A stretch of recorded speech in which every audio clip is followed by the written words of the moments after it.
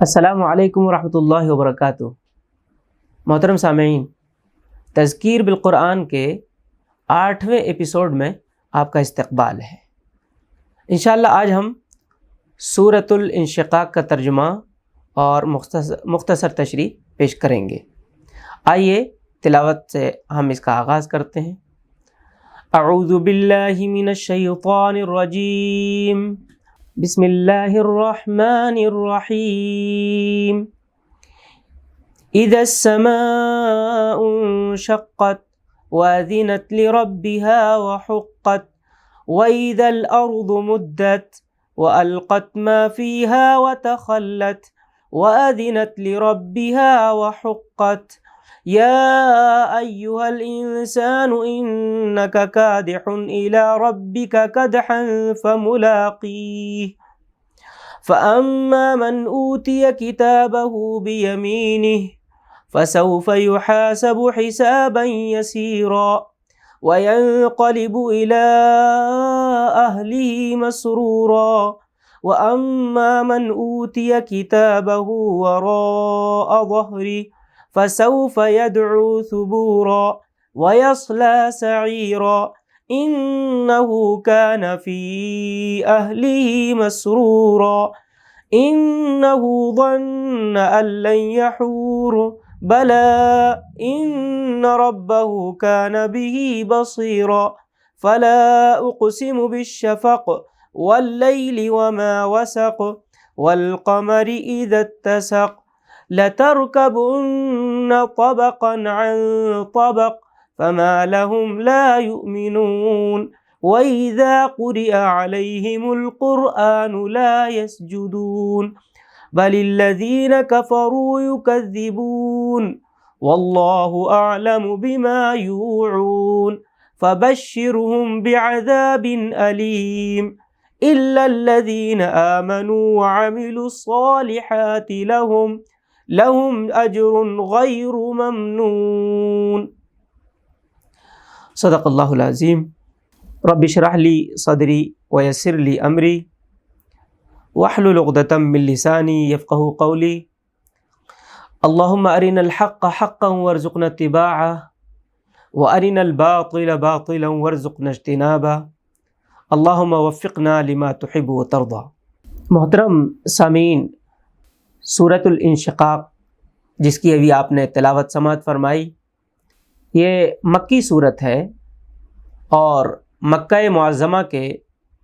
بالکل ابتدائی دور میں جو صورتیں نازل ہوئیں ان صورتوں میں سے ایک ہے۔ اس کے مضامین سے یہ بات معلوم ہوتی ہے کہ ابھی ظلم و ستم کا جو دور تھا وہ شروع نہیں ہوا تھا۔ ہاں، یہ ضرور ہے کہ قرآن مجید کی دعوت کو جھٹلایا جا رہا تھا اور اس کے اوپر لوگ کان نہیں دھر رہے تھے۔ جو ہر دھرم قسم کے لوگ تھے وہ سرے سے اس کا انکار کر رہے تھے۔ تو اس صورت کا جو موضوع ہے وہ دراصل قیامت اور آخرت ہے۔ اس کی ابتدائی صورتوں کے اندر قیامت کی کیفیت کو بیان کیا گیا ہے اور اس کے برحق ہونے کی دلیل دی گئی ہے۔ اس کی کیفیت کچھ اس طرح سے بیان کی گئی ہے کہ آسمان پھٹ جائے گا اور زمین بالکل ہموار ہو جائے گی، ہموار کر دی جائے گی، یعنی جو پہاڑ ہیں، دریا ہیں، سمندر ہیں، سب برابر کر دیے جائیں گے، سب کو پاٹ کر بالکل چٹیل میدان ہوگا۔ اور اس کے بارے میں بھی بتایا گیا کہ یہ سب اللہ تعالیٰ کے حکم سے ہو رہا ہوگا، چونکہ زمین اور آسمان یہ اللہ کی مخلوق ہے، تو اللہ تعالیٰ کے حکم کی خلاف ورزی یہ نہیں کرتے ہیں، تو اللہ تعالیٰ کے حکم سے، اللہ تعالیٰ کے اذن سے یہ سب ہوگا۔ اور زمین جو ہوگی اپنے اندر جو چیزیں مدفون ہیں ان کو نکال کر باہر کر دے گی۔ کیوں؟ اس لیے کہ اللہ تعالیٰ کا یہی حکم ہوگا اس کو۔ اس کے بعد کی جو آیتیں ہیں اس میں یہ بات بتائی گئی ہے کہ انسان کو اس بات کا احساس ہو کہ نہ ہو، اس بات کا اس کو شعور ہو یا نہ ہو، لیکن بالآخر وہ اپنے رب کی طرف، اپنی منزل کی طرف بڑھ رہا ہے اور بالآخر وہ اپنے رب سے جا ملنے والا ہے۔ اور آخر میں جو منکرین حق ہیں، منکرین قرآن ہیں، دعوت حق کا انکار کرنے والے ہیں، ان کو دردناک عذاب کی خبر دی گئی ہے، اور اس کے برخلاف جو اہل ایمان ہیں، نیک کام کرنے والے، اچھے کام کرنے والے، اعمال صالحہ انجام دینے والے لوگ ہیں، ان کو خوشخبری سنائی گئی ہے، ان کو مژدہ سنایا گیا ہے۔ تو فرمایا گیا، اللہ رب العزت نے ارشاد فرمایا، جب آسمان پھٹ جائے گا اور اپنے رب کے فرمان کی تعمیل کرے گا، اور اس کے لیے حق یہی ہے کہ اپنے رب کا حکم مانے، اور جب زمین پھیلا دی جائے گی اور جو کچھ اس کے اندر ہے اسے باہر پھینک کر خالی ہو جائے گی، یعنی زمین کے اندر جتنے بھی مردے ہوں گے سب باہر آ جائیں گے، اور زمین کے اندر جتنی بھی چیزیں ہوں گی سب کو زمین نکال کر باہر کر دے گی، اور اپنے رب کے حکم کی تعمیل کرے گی، اور اس کے لیے حق یہی ہے کہ اس کی تعمیل کرے۔ بتانا یہ مقصود ہے کہ زمین اور آسمان یہ اللہ کی مخلوق ہیں، اللہ تعالیٰ کے حکم کو بجا لاتے ہیں۔ اسی طرح اس کائنات کا ایک جز، ایک پارٹ انسان بھی ہے، لیکن انسان اللہ کی مخلوق ہونے کے باوجود وہ سرکشی کرتا ہے، باغیانہ روش اختیار کرتا ہے۔ کیا اس کی یہ وجہ ہے کہ اللہ تعالیٰ نے اس کو ارادے اور اختیار کی آزادی دے دی ہے، اس لیے وہ سمجھتا ہے کہ وہ جائز کو ناجائز اور ناجائز کو جائز کر لے؟ تو بتلایا گیا، آگے فرمایا گیا کہ اے انسان، تو کشاں کشاں اپنے رب کی طرف چلا جا رہا ہے، یعنی دنیا کے اندر جو جد و جہد، جو دوڑ دھوپ دنیا کے اندر اور دنیا کے لیے کر رہا ہے، اس کے متعلق چاہے تو وہ یہی سمجھتا رہے کہ یہی صرف دنیا کی زندگی تک رہے گا، حالانکہ ایسا نہیں ہے، دنیاوی اغراض کے لیے وہ سمجھتا ہے، لیکن حقیقت یہ ہے کہ اس کو اس بات کا احساس ہو یا نہ ہو، اس بات کا شعور ہو یا نہ ہو،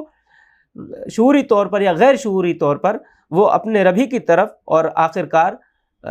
اس کو وہاں پہنچنا ہے۔ انا للہ و انا الیہ راجعون، ہم سب اللہ ہی کے ہیں اور ہم سب کو اللہ ہی کی طرف پلٹنا ہے۔ دنیا کے اندر انسان مست رہتا ہے اور خوشیاں منا رہا ہوتا ہے، یوم پیدائش منا رہا ہوتا ہے، اور وہ سمجھ رہا ہوتا ہے کہ میں یا پھر میرا بچہ یا میری بچی آج اتنی بڑی ہو گئی، اور خوشیاں انسان منا رہا ہوتا ہے، حالانکہ وہ اس کے لیے یوم احتساب ہوتا ہے۔ وہ اس دن بڑی خوشیاں تو منا رہا ہوتا ہے، حالانکہ اس کو کرنا یہ چاہیے کہ جو پچھلی زندگی گزر گئی ہے اس کے اوپر غور و فکر کرے کہ وہ کس طرح سے زندگی گزری ہے، کن کاموں میں گزری ہے، کہ اللہ کی مرضی کے مطابق اس نے زندگی گزاری ہے، اگر نہیں تو اس کو توبہ کرنا چاہیے، اور آگے زندگی اس کو کس طرح سے گزارنا ہے اس کی پلاننگ کرنا چاہیے، اس کی منصوبہ بندی کرنی چاہیے۔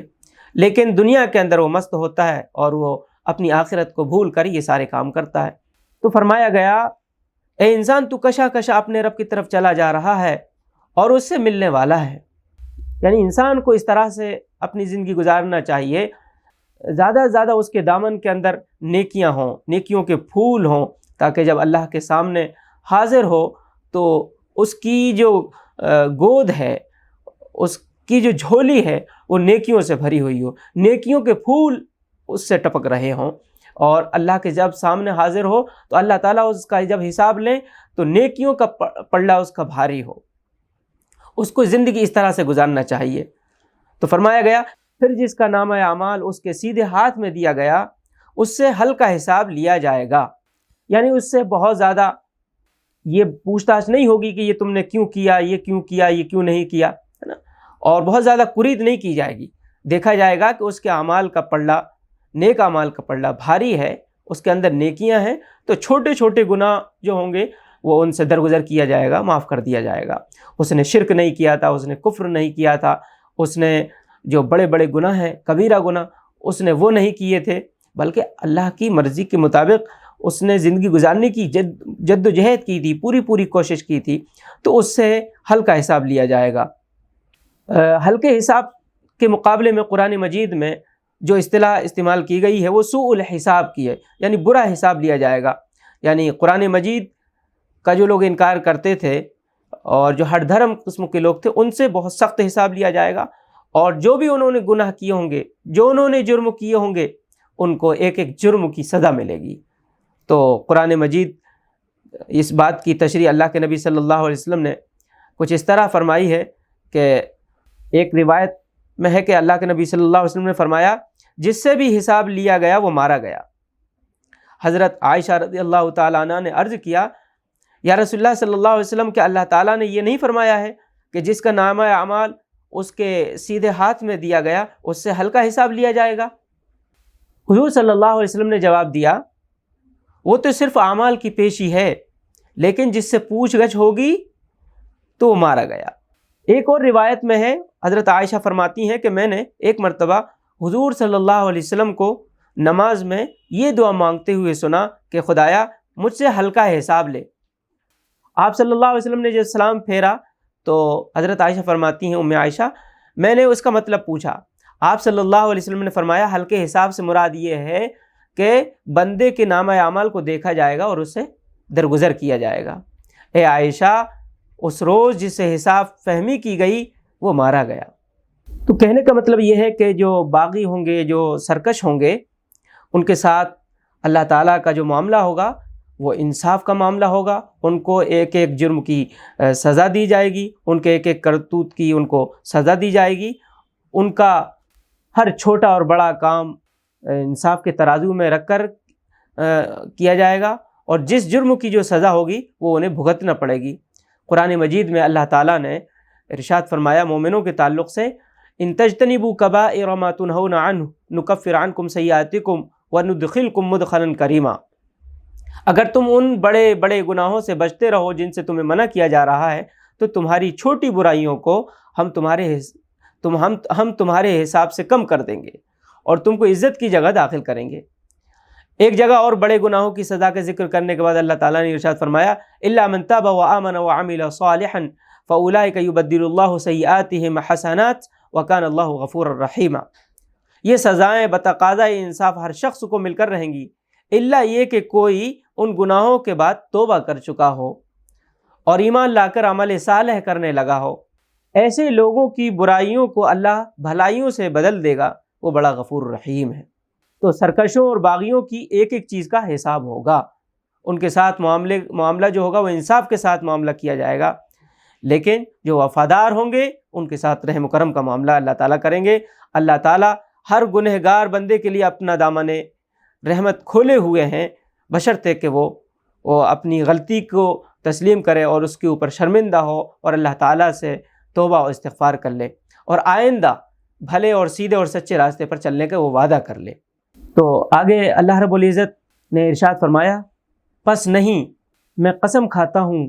شام کی سرخی کی اور رات کی اور ان چیزوں کی جن کو رات سمیٹ لیتی ہے، اور چاند کی جب وہ پورا ہو جائے تم ضرور درجہ بدرجہ ایک حالت سے دوسری حالت میں چڑھو گے۔ تو انہیں کیا ہو گیا ہے کہ ایمان نہیں لاتے، اور جب ان کے سامنے قرآن پڑھا جاتا ہے تو یہ سجدے میں نہیں گر پڑتے۔ یہاں پر اللہ کے نبی صلی اللہ علیہ وسلم سے سجدے کا عمل ثابت ہے، اس لیے ہم کو چاہیے کہ ہم بھی جب اس آیت پر پہنچیں تو اللہ کے آگے اپنے آپ کو یعنی ہم سجدہ کریں اور اللہ کے آگے اپنے آپ کو ڈال دیں۔ تو یہاں پر اللہ تعالیٰ نے اپنی قدرت کے کچھ نمونے دلیل کے طور پر پیش فرمائے ہیں، یعنی دن ختم ہو جاتا ہے، اس کے بعد شام آتی ہے، اور شام کے بعد یعنی رات آتی ہے، رات جو ہے اپنے اندر یعنی رات کی تاریکی چیزوں کو اپنے اندر اپنے لپیٹ میں لے لیتی ہے، اور اس کے بعد چاند نکلتا ہے اور اس سے اجالا ہوتا ہے، وہ بدر کامل میں تبدیل ہو جاتا ہے۔ تو بتانا یہ مقصود ہے انسان کو کہ یہ جو تبدیلیاں ہیں یہ روزانہ انسان کی نگاہوں کے سامنے ہو رہی ہیں، انسان کی نظروں کے سامنے ہو رہی ہیں، انسان دیکھ رہا ہے، انسانوں کو مخاطب کر کے یہ بات کہی جا رہی ہے کہ تم یہ سب دیکھتے ہو، اپنی آنکھوں سے دیکھتے ہو۔ تو یہاں کسی چیز کو بھی ایک حال میں تم نہیں دیکھ رہے ہو، اس کے اندر تبدیلی برابر واقع ہو رہی ہے، یعنی کسی چیز کو بھی استقرار نہیں ہے۔ اسی طرح سے تم اپنے آپ کو دیکھو کہ بچپن ہے انسان کا، پھر جوانی ہے، بڑھاپا ہے، یعنی موت ہے، اور موت کے بعد پھر برزخ ہے، اور حشر و نشر ہے، اللہ کے سامنے حساب و کتاب کا دن ہے، اور پھر جزا و سزا ہے۔ یعنی انسان کو بھی اپنے اندر تبدیلی دیکھنا چاہیے کہ اس کے اندر بھی ایک تبدیلی ہوتی ہے۔ انسان یہ سمجھے کہ میں جیسا ہوں ویسا ہی رہوں گا، تو یہ تو بڑی احمقانہ اور بے وقوفانہ بات ہوگی کوئی یہ سمجھے۔ تو یہ جو تبدیلیاں ہیں، یہ ساری تبدیلیاں اس بات کی شہادت ہیں کہ ایک دن بڑی تبدیلی، بڑا انقلاب پیدا ہوگا، یعنی کل قیامت واقع ہوگی۔ یعنی جو کچھ ہو رہا ہے وہ اللہ تعالیٰ کے اذن سے ہو رہا ہے، تو اللہ تعالیٰ کا ہی جب حکم ہوگا تو ایک جو موجودہ دنیا ہے، موجودہ نظام ہے، وہ ختم ہو جائے گا اور بالکل دوسری دنیا واقع ہو جائے گی۔ یعنی انسان کے سامنے قدرت کی نشانیاں موجود ہیں، وہ روزانہ اپنی آنکھوں سے دیکھ رہا ہے۔ اللہ کی دی ہوئی جو عقل ہے وہ اگر استعمال کر لے تو پھر اس کو بات سمجھ میں آ جائے۔ شرط یہ ہے کہ اس عقل کو صحیح استعمال کرے، باپ داداؤں کی اندھی تقلید نہ کرے، اور جو رسم و رواج ہیں کہ جو بندھن ہے ان سے اپنے آپ کو آزاد کرے، تو اس کی عقل اس کی رہنمائی کرے گی، اس کو صحیح راستہ اس کو مل سکے گا۔ چونکہ ہر بات کی دلیل اور ہر بات کا ثبوت موجود ہے، قدرت کی جو نشانیاں ہیں وہ بے شمار ہیں، ذرہ ذرہ جو اس بات کی گواہی دے رہا ہے کہ بات وہی سچ ہے جو قرآن نے پیش کی ہے۔ تو پھر آخر کیا وجہ ہے کہ قرآن کی آواز پر لبیک نہیں کہتے، قرآن کی آواز پر کان نہیں دھرتے، ہے نا؟ ان کی جو گردنیں ہیں اطاعت اور فرما برداری کے لیے جھکتی نہیں ہیں۔ آگے ارشاد فرمایا، نہیں یہ بات نہیں ہے، بلکہ جن لوگوں نے انکار کی روش اختیار کر لی ہے وہ آخرت کو جھٹلاتے ہیں، اور اللہ خوب جانتا ہے جو کچھ یہ جمع کر رہے ہیں، تو انہیں ایک دردناک عذاب کی خوشخبری دے دو۔ یعنی انکار کرنے والوں نے یہ طے کر لیا ہے کہ قرآن کی بات کو نہیں مانیں گے، اور جو حقیقت ہے اس کو جھٹلا کر رہیں گے۔ حقیقت کا تو معاملہ یہ ہے کہ اس کو کوئی کتنا ہی جھٹلائے، اس کو جھٹلانا آسان ہے، لیکن حقیقت کو جھٹلانے سے حقیقت تبدیل نہیں ہو جاتی ہے۔ لیکن ان منکرین کا یہ حال ہے کہ وہ اپنی خواہشات کے پیچھے تو چلنا چاہتے ہیں، لیکن قرآن کی بات کو نہ سنتے ہیں اور نہ اس کے اوپر دھیان دیتے ہیں، توجہ ہی نہیں دیتے ہیں، اس لیے کہ ان کی خواہشات کے اوپر زد پڑتی ہے، ان کی دکانیں ان کو بند ہوتی نظر آتی ہیں، اس لیے وہ قرآن مجید کو جھٹلاتے ہیں اور بات سمجھنے کی کوشش نہیں کرتے ہیں۔ اپنے جو کارنامے ہیں ان کی بدولت وہ یہ سمجھتے ہیں کہ اگر ہم نے اس بات کو مانا تو پھر ہم کو جو چیزیں ہیں وہ چھوڑنا پڑ جائیں گی۔ تو فرمایا گیا کہ انہیں عذاب کی خوشخبری سنا دو، یعنی طنز کے طور پر یہ بات کہی گئی ہے۔ اس کے بعد بھی اگر یہ بات نہ مانے تو اور اپنی روش نہ بدلیں تو پھر اس کا انجام یہ خود بھگتیں گے، اور یہ خود دیکھ لیں گے کہ بات کو نہ ماننے کا نتیجہ آخر کیا ہوا۔ البتہ وہ لوگ جو عقل سے کام لیں، اپنی عقل کا صحیح استعمال کریں، اور جو حقیقت قرآن مجید بتلا رہا ہے اس کو تسلیم کریں، تو پھر اللہ تعالیٰ کا وعدہ ہے ایسے لوگوں کے لیے کہ اللہ تعالیٰ ان کو انعامات سے نوازیں گے، اور وہ انعامات ایسے ہوں گے جو کبھی ختم ہونے والے نہیں ہوں گے۔ تو یہ لوگ جب انعامات میں ہوں گے، اللہ تعالیٰ کی جنت میں ہوں گے، تو ان کے لیے چین ہی چین ہوگا، سکھ ہی سکھ ہوگا، آرام ہی آرام ہوگا، اور ایسی نعمتیں ہوں گی جو کبھی ان کے لیے ختم نہیں ہوں گی۔ تو یہ ختم نہ ہونے والی نعمتوں کے لیے ہم کو بھی کوشش کرنا چاہیے، اس کے لیے ہم کو جد و جہد کرنا چاہیے۔ ہم دوڑ دھوپ کرتے ہیں زندگی کے اندر، اپنی محنت کرتے ہیں، اپنی صلاحیتوں کو لگاتے ہیں، اپنی توانائیوں کو لگاتے ہیں زندگی کمانے دنیا کمانے کے لیے، اور اپنے جو ماتحت ہیں ان کی زندگی کو بنانے اور سنوارنے کے لیے۔ تو ہم کو فکر اس کی کرنا چاہیے کہ اصل جو ہے وہ ہماری آخرت ہے، وہ بن جائے، وہ سنور جائے۔ اس لیے اپنے گھر والوں کے لیے بھی اس طرف متوجہ کرنا چاہیے، ان کے لیے بھی یہی کوشش کرنا چاہیے کہ وہ بھی جہنم کی آگ سے بچ جائیں، اور ہمیشہ ہمیشہ کی نعمتیں ان کو اور ہم کو سب کو حاصل ہو جائیں۔ اور جو اللہ تعالیٰ کی جو انعامات ہیں اہل جنت کے لیے، وہ یہ ہے کہ اللہ تعالیٰ ایسے شخص کو جب حساب کتاب ہو جائے گا تو انہی کے ساتھ کرے گا جن کے ساتھ وہ اپنی دل لگی کرتا ہے، جن کے ساتھ وہ رہنا پسند کرتا ہے۔ مثلاً اپنے والدین ہیں، اپنے بھائی بہن ہیں، بیوی بچے ہیں، تو اللہ تعالیٰ اس کو انہی کے ساتھ رکھے گا۔ شرط یہ ہے کہ وہ بھی اہل ایمان ہوں، مومن ہوں، انہوں نے بھی دنیا کے اندر اچھے کام کیے ہوں۔ اس لیے ہم کو کوشش کرنا ہے کہ ہم بھی اچھے کام کریں، نیک کام کریں، اور اپنے اہل و عیال کو بھی اس طرف توجہ دلائیں، ان کی بھی فکر کریں۔ اللہ تعالیٰ ہم سب کو آخرت کی فکر نصیب فرمائے۔ آمین۔ وآخر دعوانا الحمد للہ رب العالمین، والسلام علیکم ورحمۃ اللہ وبرکاتہ۔